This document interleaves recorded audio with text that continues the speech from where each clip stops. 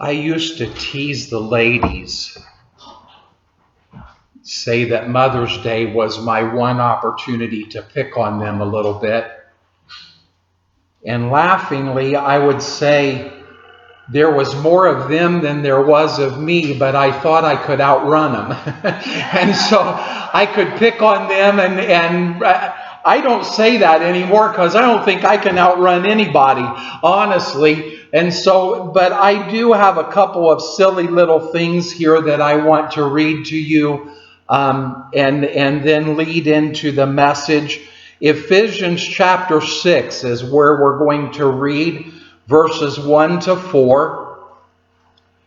But I appreciate you ladies. I really, truly do. Some of you are moms. I'm not sure if everybody are moms or not, but I really, really appreciate the moms.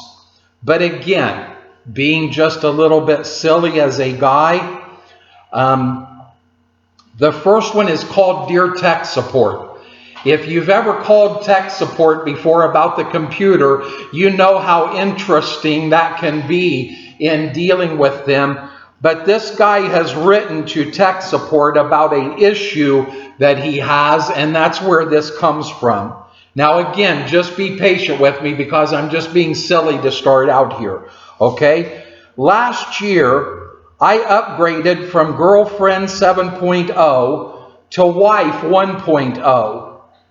I soon noticed that the new program began unexpected child processing that took up a lot of space and valuable resources. In addition, Wife 1.0 installed itself into all other programs and now monitors all other system activity.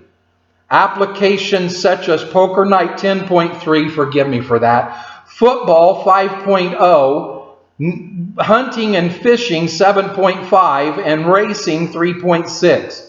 I can't seem to keep Wife 1.0 in the background while attempting to run my favorite applications.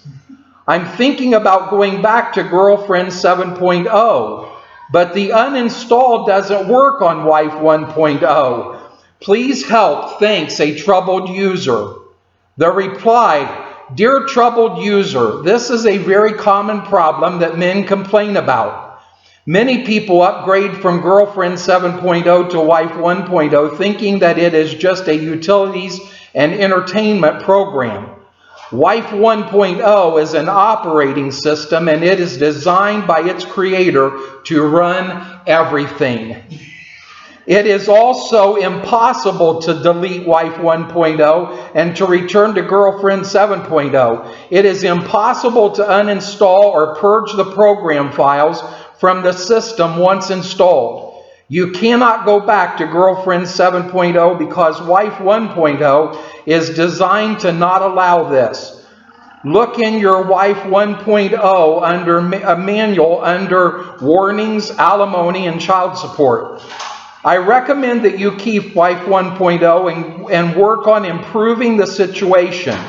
I suggest installing the background applications Yes Dear to alleviate software augmentation. The best course of action is to enter the command cprompt apologize, because ultimately you will have to give the apologize command before the system will return to normal anyway. I hope you're following that. Wife 1.0 is a great program, but it tends to be very high maintenance. Wife 1.0 comes with several support programs such as Clean and Sweep 3.0, Cookit 1.5, and Do Bills 4.2. However, be very careful how you use these programs. Improper use will cause the system to launch the program NAG 9.5. Once this happens, the only way to improve the performance of Wife 1.0 is to purchase additional software. I recommend Flowers 2.1 and Diamonds 3.0. Warning, do not under any circumstances install Secretary with a Short Skirt 3.3. This application is not supported by Wife 1.0 and will cause irreversible damage to the operating system. Best of luck, tech support. It reminds me of how we guys say that all the time. We don't understand women. John, can you say that? The thumbs up. We don't understand women. And that is the reality. Now, the second one, I change all of the time because it was written for one particular state. And I change to whatever state I am in. So I'm going to say Iowa girls, okay? So just stay with me, you Iowa girls, okay? 3 men were sitting together bragging about how they had given their new wives duties.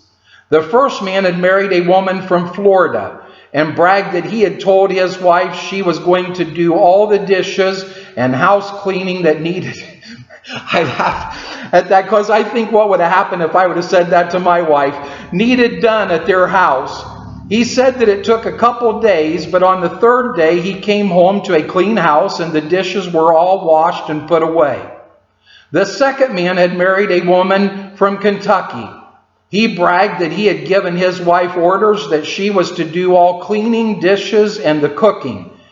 He told them that the first day he didn't see any results, but the next day it was better. By the 3rd day his house was clean, the dishes were done, and he had a huge dinner on the table. The 3rd man had married an Iowa girl.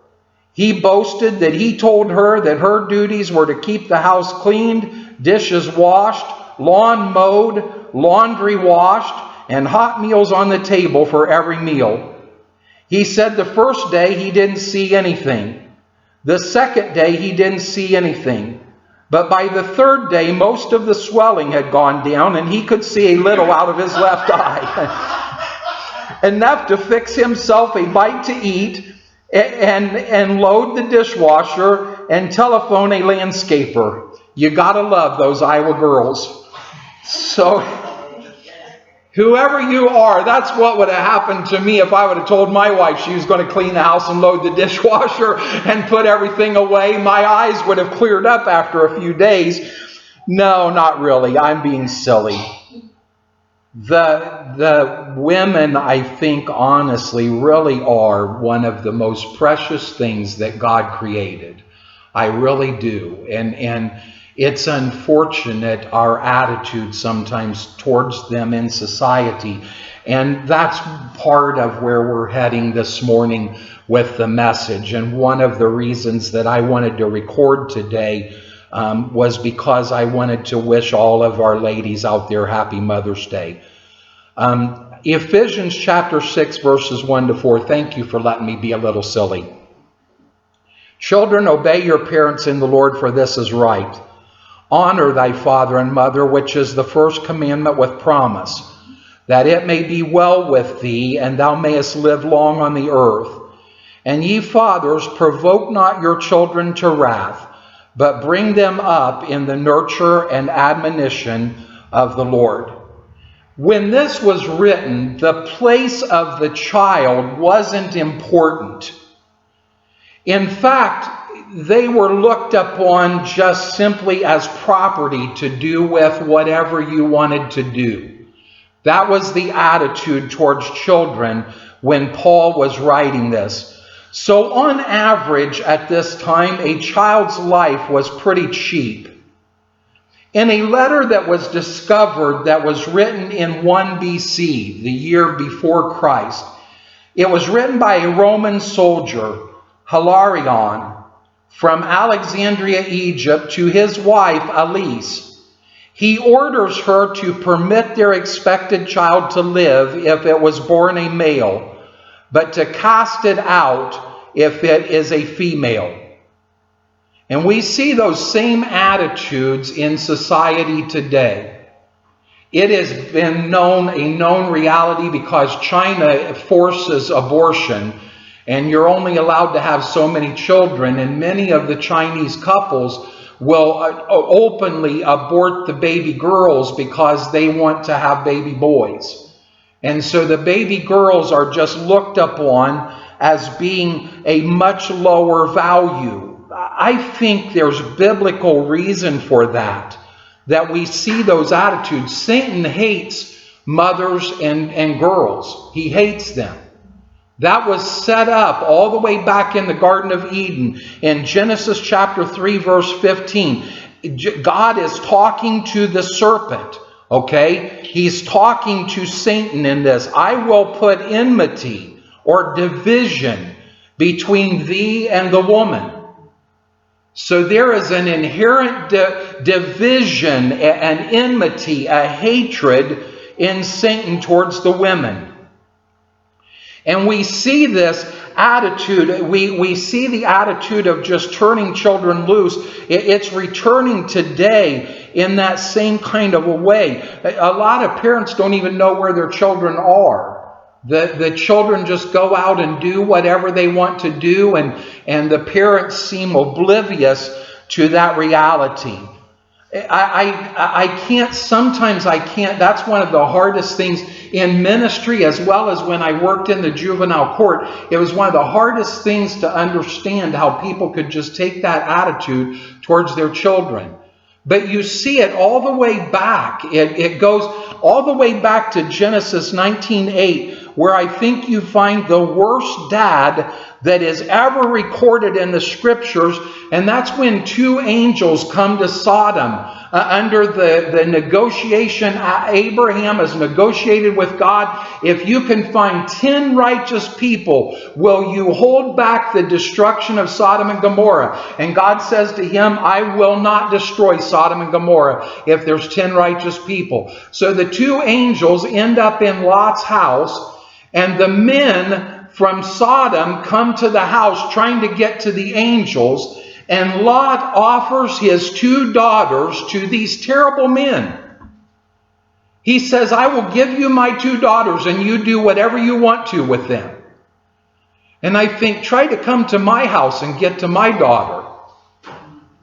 I don't even know how to load my gun, but I will figure out how to load my gun really, really fast. I shouldn't have said that, should I?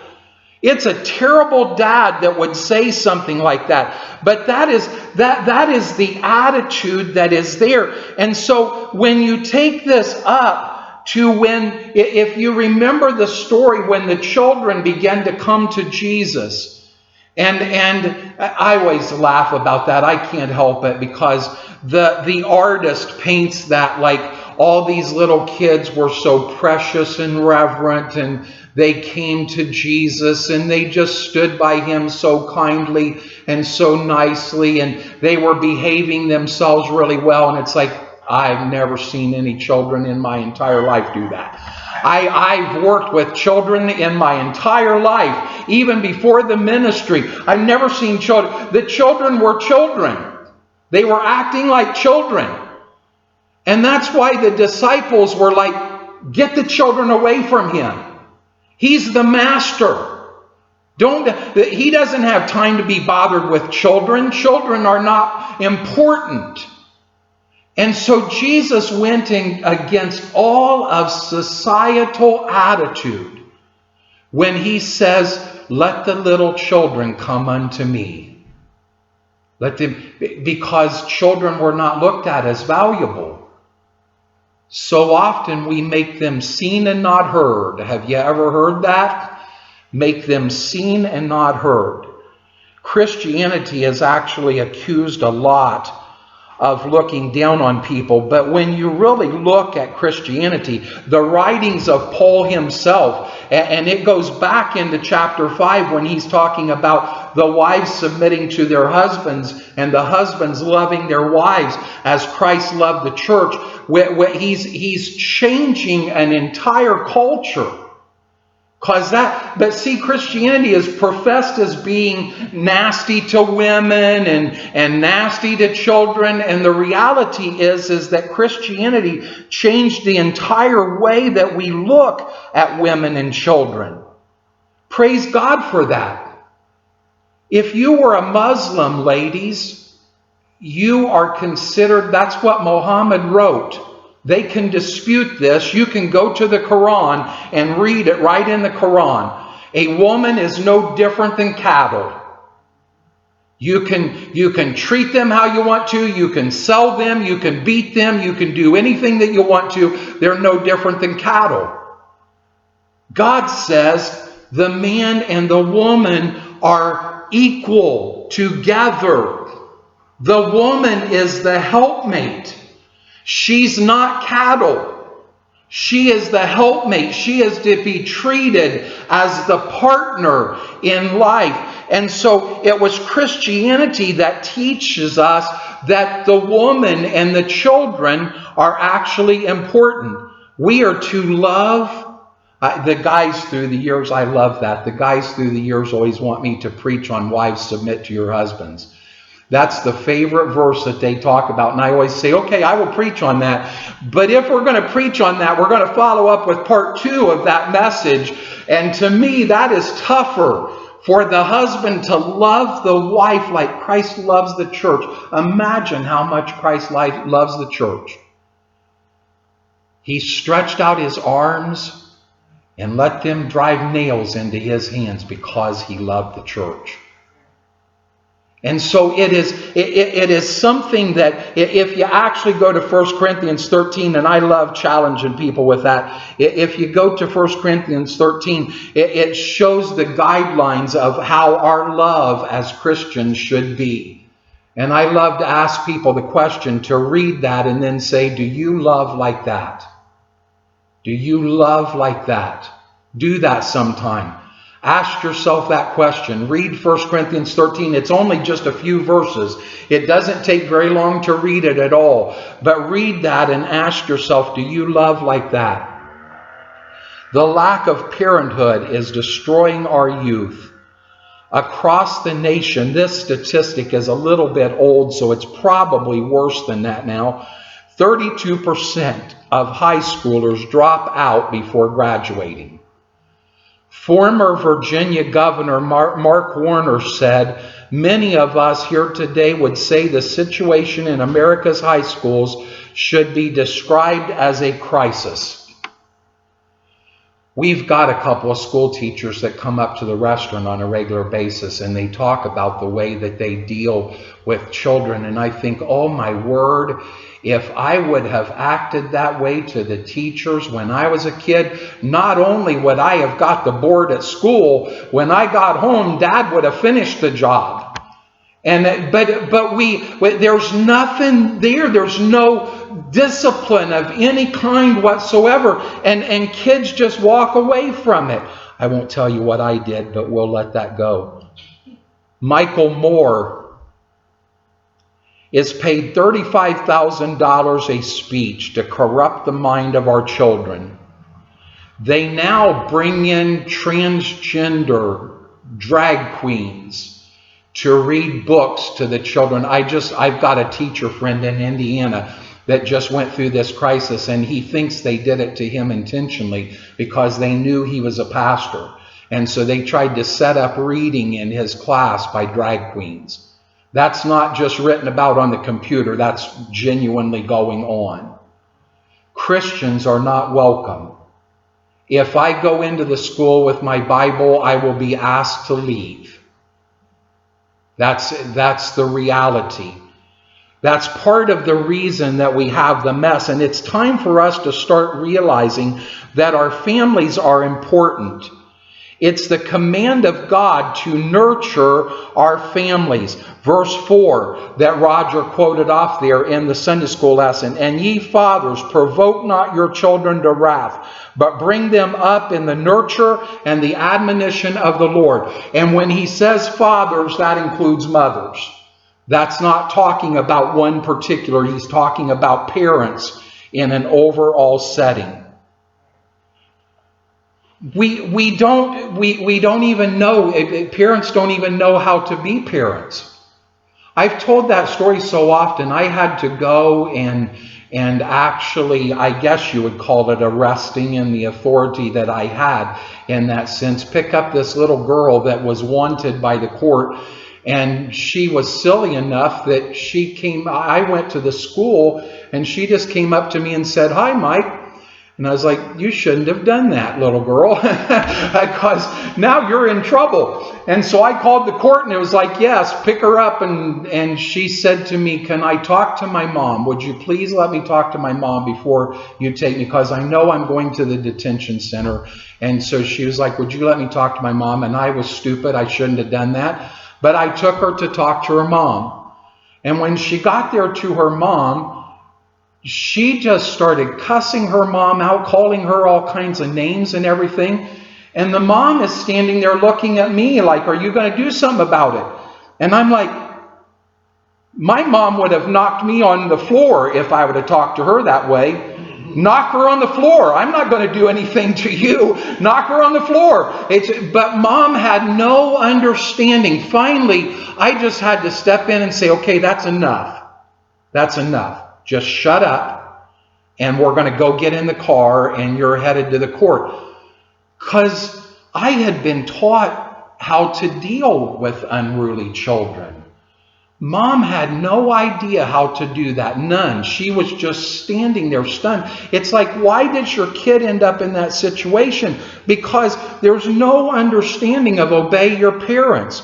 Children, obey your parents. It is actually a stronger word than the word used for submission to your husband. So we all want to center on wives, submit to your husbands.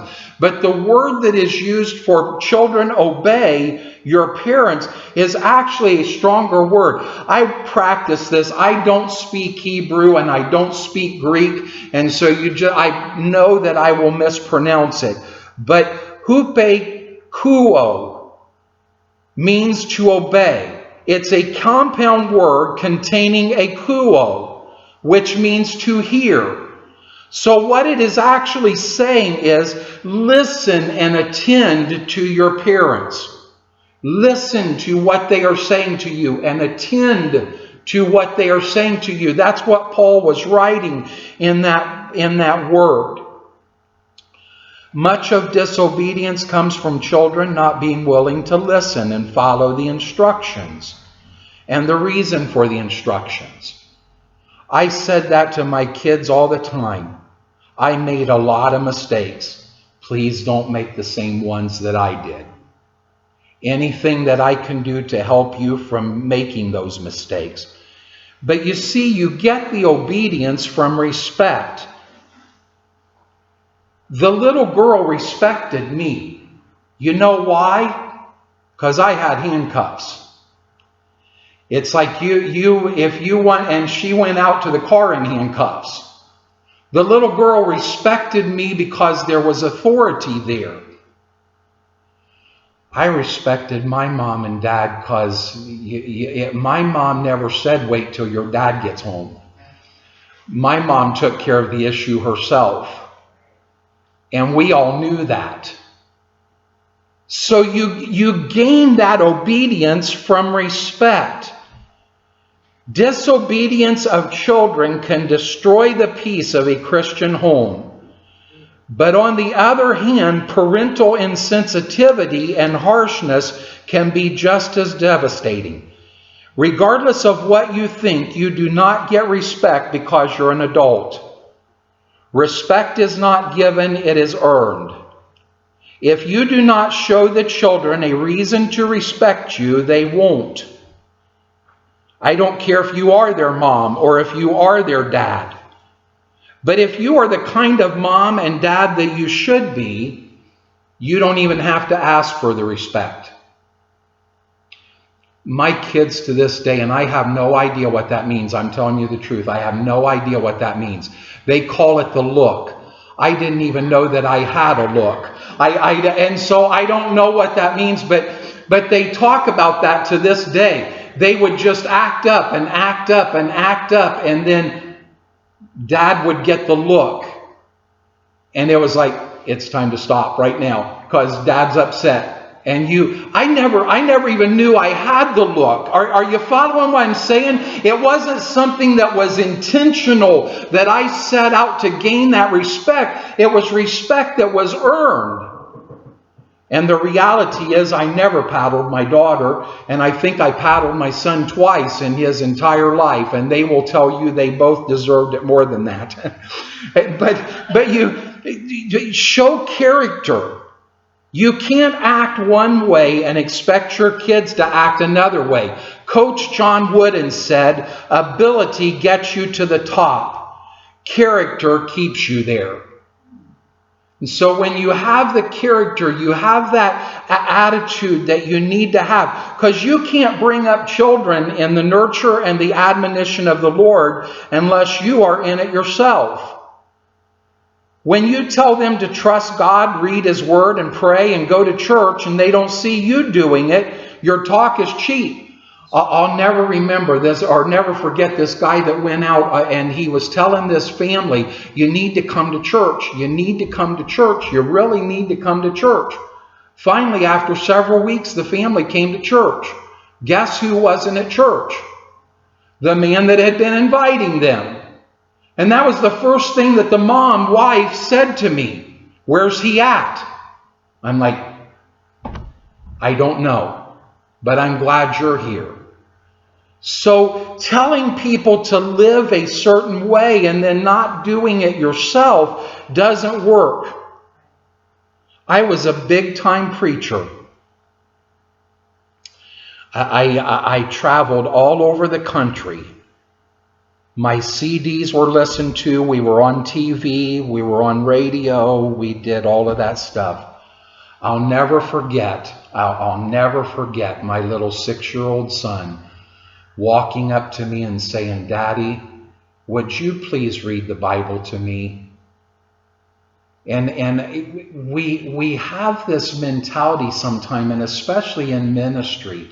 It's like throwing a big block party and feeding everybody in your neighborhood steak while your family goes hungry.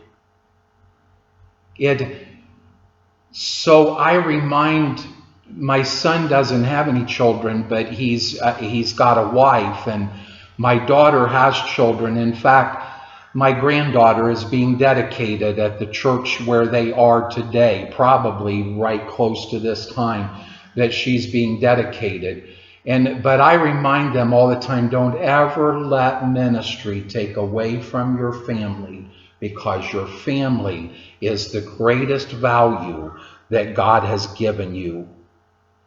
And we can't assume that someone else will do it.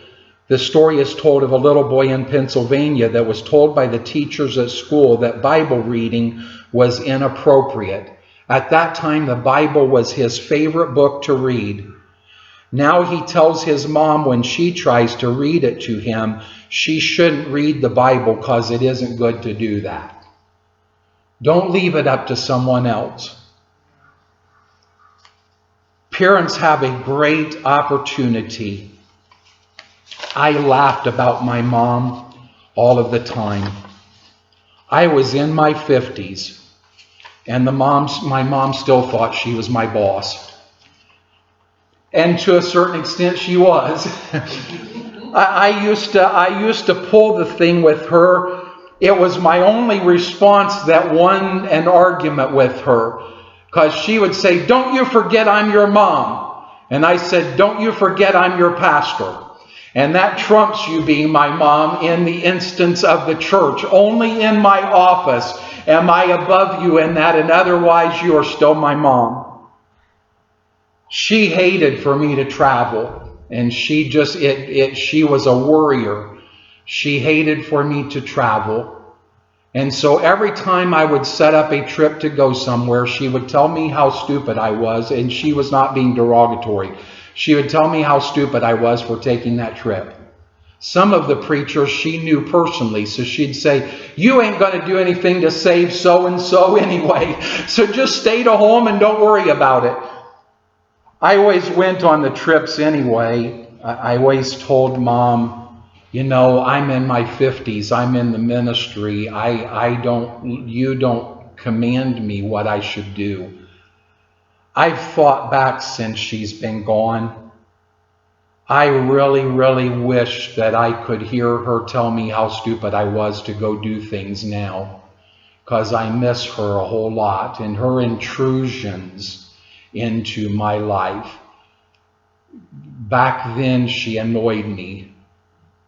Now I think, wow, I wish that Mom would call. And I don't take those trips anymore. I don't go out on the road.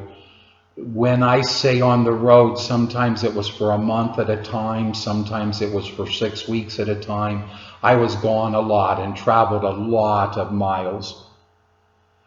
And she knew deep down that she wasn't going to stop me. She knew that but that was her way. It was her love for her son. I don't want my children to question whether I love them or not. I don't want them to have any question in their mind. So as we end every phone conversation, that is always the end. I love you, son, or I love you, daughter, and their response, I love you, daddy. And we hang up. I think that even if you don't have children of your own, and I have, she about gave me a heart attack, but I have actually treasured it through the years. A lady that I didn't even know wanted to pray for me, and she said, after she finished praying, she said, "Preacher, I want to tell you something. You are going to be the daddy of thousands." And I kind of just stepped back and was like, I don't want to be the daddy of thousands. I don't think I can handle that.